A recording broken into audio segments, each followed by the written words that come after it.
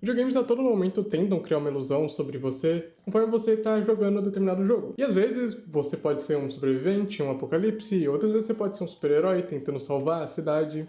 O ponto é que jogos a todo momento tentam criar essa imersão para fazer com que você, como jogador, se sinta mais próximo do personagem principal. E não é muito diferente quando a gente está falando sobre jogos onde o foco é a investigação.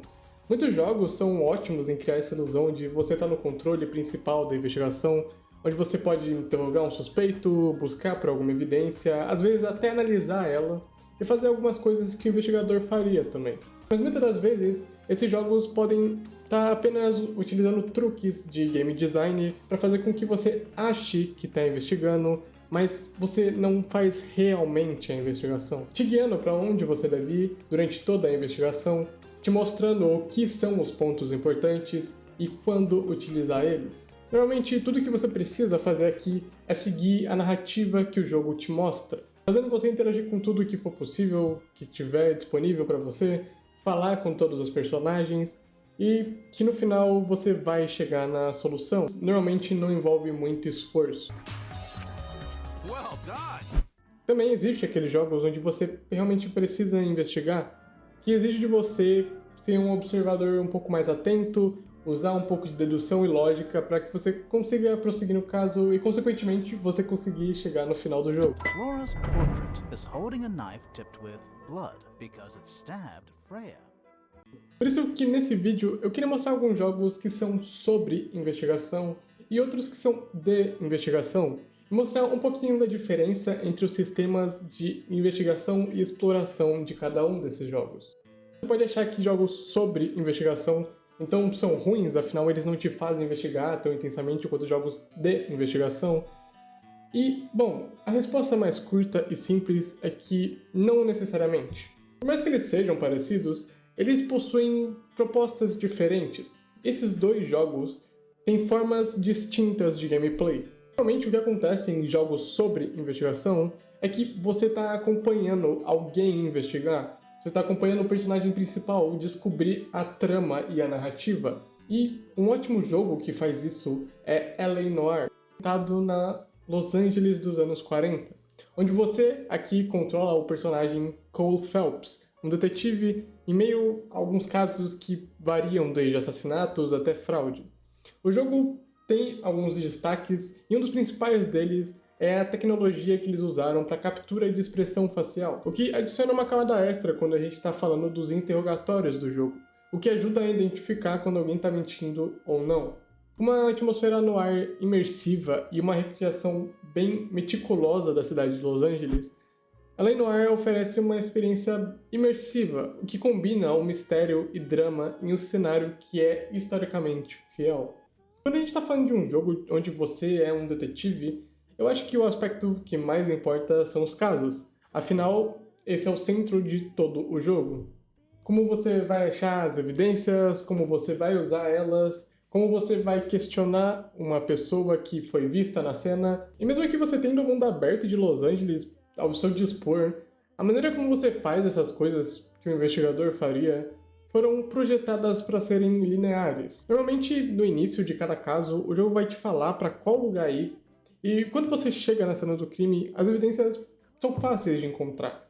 Seja interagindo com todos os objetos que parecem um pouco diferentes de objetos não interagíveis, ou falando com todos os NPCs disponíveis, você claramente vai deixar alguma evidência passar, e se não deixar, não vão ser tantas, e com certeza não vão afetar significativamente na sua investigação no futuro. Uma das principais mecânicas é o interrogatório, que, como eu disse, conta com as expressões faciais que são bem mais realistas para ajudar a descobrir quem está mentindo ou não. E que, convenhamos, elas eram bem feitas para a época, principalmente para as limitações que eles tinham. É aqui que as evidências que você coletou podem ser usadas. E fica um questionamento, mas e se eu perder alguma evidência que pode ser importante?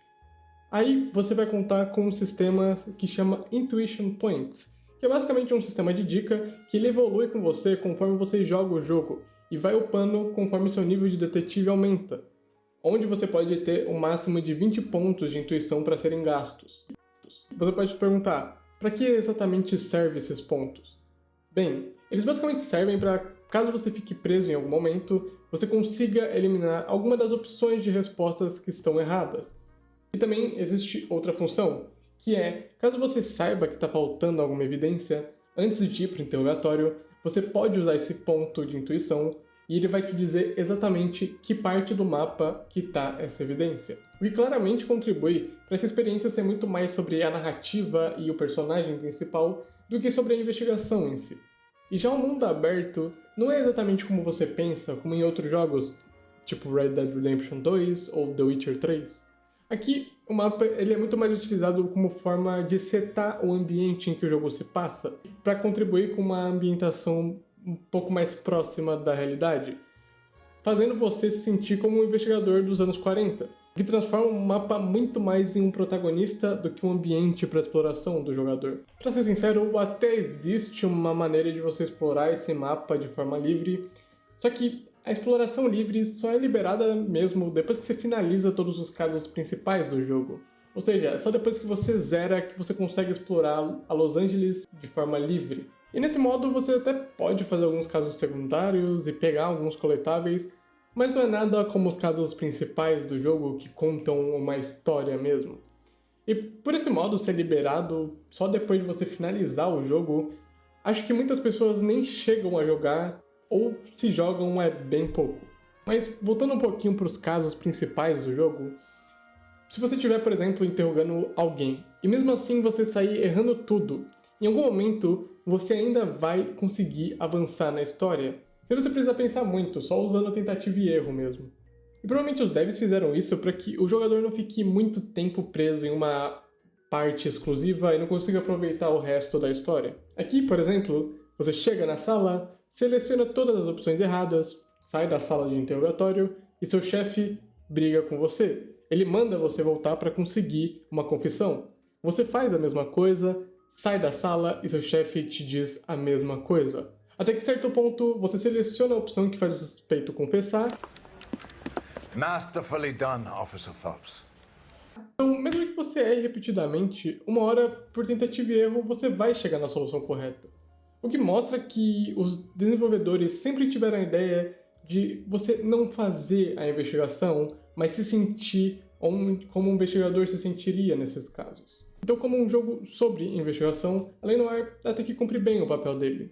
A narrativa aqui é definitivamente o ponto principal de todo o jogo, o que faz você acompanhar o personagem principal se desenvolvendo com a trama dele. Como jogador, você pode se sentir um pouco mais envolvido com a história e personagem principal, já que você vê ele sendo desenvolvido bem na sua frente, o que normalmente jogos lineares entregam bem, já que eles podem setar o pacing, conexão de elementos, como eles quiserem. Ser um investigador, usar sua dedução e raciocínio lógico para conseguir progredir no jogo e chegar no final. Então, jogos de investigação fazem isso muito bem. Em 1802, o navio mercante Obra Dinn partiu de Londres em direção ao Oriente, com mais de 200 toneladas de mercadoria. 6 meses depois, ele ainda não havia chegado ao ponto de encontro, no Cabo da Boa Esperança, sendo então declarado como desaparecido no mar. Na manhã de hoje, 14 de outubro de 1807, o navio Obra Dinn derivou ao porto de Falmouth, com velas danificadas e sem qualquer membro de sua tripulação. Em Return of the Obra Dinn, você controla um investigador que foi mandado para investigar o que aconteceu com os tripulantes e o barco Obra Dinn, usando um relógio de bolso para conseguir entender o que de fato aconteceu no momento em que cada um dos tripulantes morreram. Tudo isso com uma direção de arte que lembra muito jogos antigos, possuindo apenas 2 cores. E aqui, assim como as 2 únicas cores do jogo se distinguem, você como investigador tem que fazer o mesmo, distinguindo o fato e a hipótese do momento em que cada um morreu. O relógio de bolso é a mecânica central durante a investigação em Obra Dinn, e mesmo ela sendo a mecânica mais recorrente durante a gameplay, ela é consideravelmente simples. No momento que você se aproxima de um dos tripulantes, o personagem puxa o relógio, e usando esse relógio no cadáver, você é teleportado para uma coisa que a gente chama de memória, que é uma cena congelada do exato momento da morte da vítima. E enquanto você está aqui nessa memória, você pode caminhar por ela e observar todo o ambiente. E além de conseguir examinar toda a cena, algumas coisas só ficam disponíveis quando você está em uma memória. determinados corpos só podem ser encontrados se você já tiver numa memória, porque no presente, onde você está, eles foram removidos. Outra mecânica do jogo é o caderninho do investigador.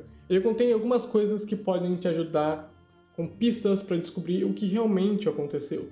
Seja o mapa do navio, a rota que ele está fazendo e algumas outras coisas.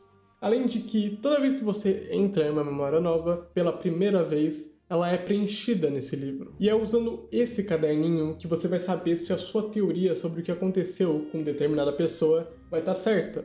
No momento que você colocar 3 destinos, que são basicamente os destinos finais de cada pessoa, e ele estiver correto, você não vai poder mais mudar. Esses 3 destinos ficam bloqueados, o que mostra pra você se estava certo ou não sobre aquilo. Por mais que não hajam consequências em errar esses destinos, diferente de L.A. Noire, aqui são 3 destinos que você tem que acertar e nenhum deles fala se está certo ou não. Se, por exemplo, você escolher 2 destinos certos e um errado, você não vai saber. Você tem que acertar todos, que aí sim os destinos trancam e mostra que você estava certo. E é basicamente isso, toda a mecânica do jogo. O jogo não possui um nível de mecânica muito pesado, por assim dizer. As mecânicas são simples e o resto é deixado na sua mão, para que você resolva os mistérios que esse barco deixou para trás. Uma coisa que eu acho interessante é que o jogo é dividido por capítulos, e cada capítulo é separado por partes. Então, se por exemplo, 3 tripulantes morreram no capítulo 3, vão ter 3 partes, sendo cada tripulante uma parte desse capítulo. E o jeito que é mostrado é muito legalzinho. O ponteiro de horas no relógio indica qual capítulo é, e o ponteiro de minutos indica em que parte desse capítulo você está. Então, digamos que você está na parte 3 do capítulo 3. Então, o ponteiro de minutos vai ficar no 15, porque cada parte é separada por uma distância de 5 minutos dos acontecimentos do jogo. Isso em si não afeta a gameplay, já que o objetivo aqui não é organizar os capítulos na ordem cronológica correta, mas sim entender o que aconteceu com cada tripulante em cada parte desse capítulo, para no fim você entender a história por um todo. Só que isso mostra algo interessante pra gente, que é a não linearidade presente aqui em Obra Dinn. E você pode perguntar, como que exatamente isso mostra a não linearidade? E é bem simples. O jogo não possui uma ordem predefinida, diferente de L.A. Noire, onde o foco é a linearidade por conta da narrativa, que vai do ponto A para o ponto B e por fim ele chega no ponto C. Aqui, na real, é o completo oposto. Você pode começar pelo ponto C, depois você pode ir para o ponto A e o final seu ser, na real, o ponto B, o meio do jogo. A forma como você resolve cada coisa que vai te mostrando partes da história, no fim, é montada de uma maneira completamente diferente para cada pessoa, mesmo que o final ainda seja igual. Isso é interessante porque a narrativa em Obra Dinn não é do ponto principal, então ela não é tão densa e com muitas coisas, ela na realidade é bem simples. Isso não é ruim. Na verdade, eu acho que ela ser simples funciona muito melhor do que se ela tivesse muita coisa acontecendo. Porque quando você junta essa história mais simplificada com essa gameplay que te permite você descobrir como você quer cada parte, dá uma vontade de você como jogador querer descobrir o que é essa história. E além que ser mais simples, faz sentido com a lore. E o jogo ser feito dessa maneira não afeta só os capítulos, mas como você descobre eles. Isso é muito bom, afinal todo o jogo se passa só no barco. Então quando você compara com, por exemplo, L.A. Noire, que é toda Los Angeles, você poder ir para onde você quiser, quando você quiser, dá uma liberdade para você absurda, tirando essa sensação de talvez claustrofobia por um mapa ser tão pequeno. Isso nos mostra a diferença entre esses jogos. Jogos sobre investigação, como L.A. Noire, por exemplo, tem um foco...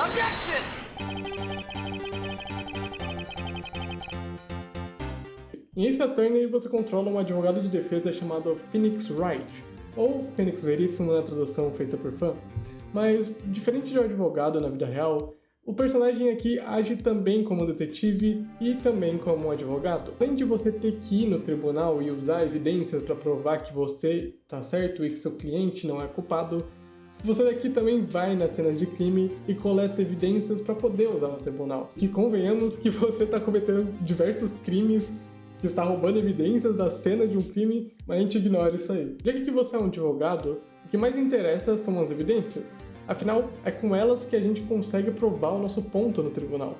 Só que algo que acontece aqui em Ace Attorney é que o jogo deixa bem claro sobre o que é a evidência. E com isso ele te ajuda muito a saber em que momento mais ou menos você deve usar ela. Um pouco diferente dos outros jogos que eu mencionei, nenhuma, e eu digo nenhuma mesmo, evidência dá pra ser perdida aqui. Caso você não consiga avançar em determinado ponto da história e ir pro julgamento, muito provavelmente é porque você não achou todas as evidências que era pra você ter. E caso você tiver alguma evidência e do nada quando você olhar no inventário ela sumiu, é porque ela já não é mais útil. Isso acontece com bastante frequência. No momento que uma evidência deixa de ser útil, ela some do inventário. Às vezes tem partes nos casos que são só para desfeitas de evidências, tirando tudo que não é mais importante do seu inventário. Essa forma de estruturar as evidências não afeta só no tribunal, mas também na forma que você acha elas.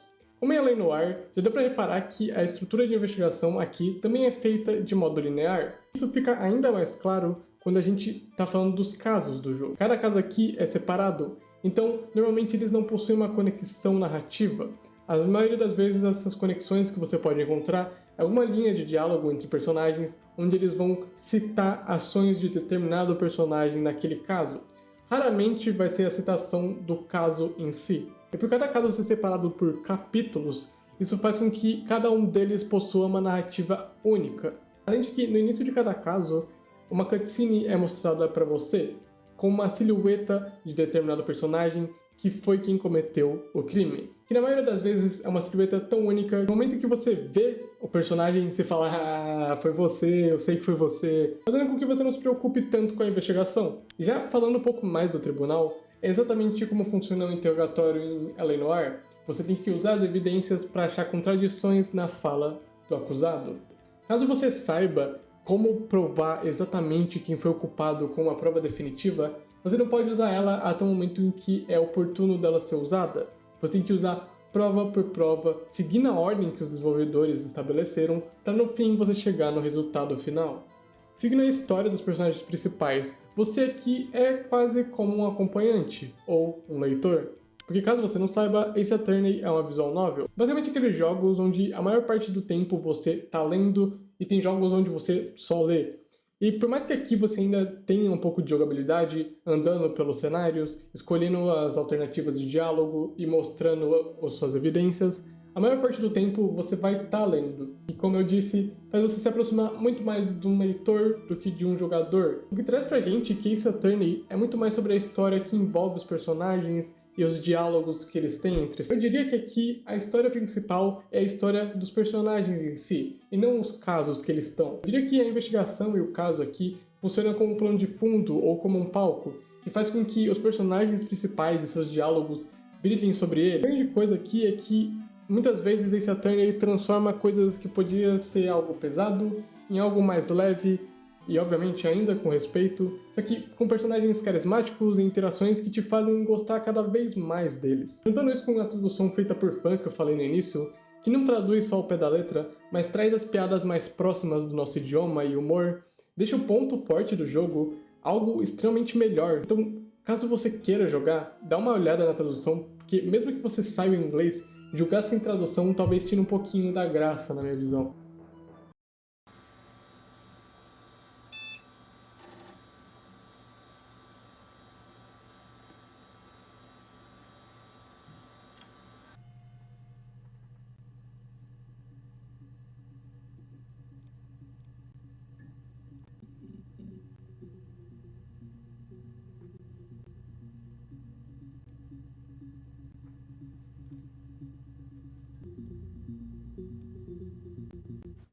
Her Story é um jogo de investigação FMV. Jogos FMV são basicamente aqueles jogos onde todo ou quase todo o gráfico do jogo é feito através de gravações prontas com pessoas reais, ao invés de pixel art, desenho ou modelo 3D. Aqui você tem que investigar todas as entrevistas que uma mulher deu para a polícia relacionado ao desaparecimento do marido dela. Tudo isso através do banco de dados da polícia que está conectado no computador que você está usando. E tendo acesso a esse banco de dados, toda a investigação é feita sem sair do computador. O jogo não te apresenta nenhum local novo durante toda a gameplay. E a forma que essa investigação é feita é de uma maneira muito legal. É usando um sistema de pesquisa para conseguir achar as entrevistas que contam alguma parte da história. Para deixar mais fácil de entender o que é esse sistema de pesquisa, basicamente o sistema de pesquisa funciona basicamente por meio de termos ou palavras-chave. Ou seja, digamos que você quer procurar um vídeo dessas entrevistas que tem alguma coisa a ver com o marido. Então você vai na pesquisa de termo e escreve esse termo. E caso você realmente tenha achado um termo que seja relevante, então você vai encontrar os 5 primeiros vídeos relacionados a essa palavra. Digamos que tenha 10 vídeos relacionados a esse termo.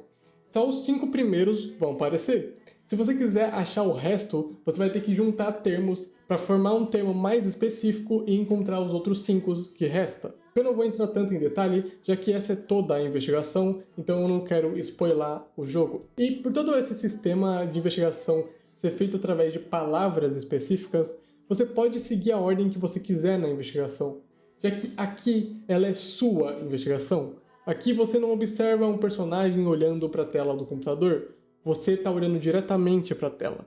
Você que está investigando por conta própria. Você pode usar termos e ver vídeos na ordem que você preferir, dando uma liberdade, assim como o Bradin faz. Já que aqui você é o investigador da sua própria investigação, isso torna a experiência de cada jogador única, com jeitos de chegar em finais diferentes, com todos com a sua própria teoria. Porque aqui, diferente de outros jogos que eu mostrei, Her Story não possui um final explícito. Aqui, assim como você é um investigador, você define como que aconteceu tudo. A graça do jogo é você montar toda a linha cronológica com sua própria teoria sobre tudo. Por isso que cada experiência é diferente para cada pessoa. E é basicamente essa a investigação em Her Story. É feita dessa simples maneira, o que mostra que nem sempre ter mecânicas tão pesadas ou diversas mecânicas são necessárias. Só usando uma mecânicazinha simples e algo que você faz em todo dia, que é assistir vídeo, é o suficiente para fazer você pegar o seu caderninho e montar a sua investigação. E no momento em que você decidir que a história está montada, no momento em que você sentir que faz completamente sentido para você o que você montou, então tá na hora de fechar o banco de dados da polícia e desligar o computador.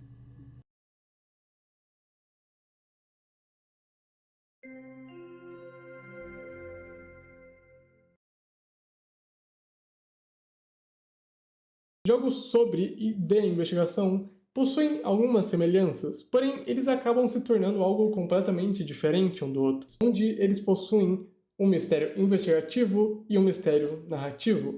Um jogo com mistério narrativo, como Eleanor, por exemplo, deixa com que a narrativa guie a investigação, ou seja, a história acontece em primeiro plano com um foco muito maior, enquanto a investigação está acontecendo em segundo plano, sendo mais como uma mecânica de apoio que ajuda a guiar a história. Enquanto isso, jogos com mistério investigativo possuem a investigação em primeiro plano, assim como Obra Dinn, por exemplo, onde a história se desenvolve com o resultado da sua investigação. Às vezes ela até acaba se tornando parte da gameplay, assim como Her Story, onde você mesmo monta a história. Normalmente jogos com mistério narrativo possuem personagens já escritos, onde você arca com as escolhas desses personagens e a forma como ele lida com as situações. Jogos com mistério investigativo tendem a fazer com que o personagem seja você que é o investigador da história. Eles não falam ou raramente eles falam, fazendo com que a experiência do jogo seja mais você. E bom, basicamente eu só queria mostrar essas diferenças que podem existir dependendo de como os desenvolvedores veem determinado assunto. E é claro, isso não vai determinar se o jogo vai ser ruim ou não, apenas que eles têm propostas diferentes. E eu fiz esse vídeo só para mostrar essas diferenças e jogos que possuem elas. Eu acho que fazer vídeos comparando escolhas de game design ajuda as pessoas a entenderem como game design em si é algo incrível. E eu consigo mostrar o porquê de eu adorar tanto videogames. Apenas com essa pequena diferença na forma de ver um determinado tema na hora da criação, que pode resultar em grandes diferenças na hora de alguém consumir. Muito obrigado por ter visto até aqui. Até o próximo vídeo. Se cuidem!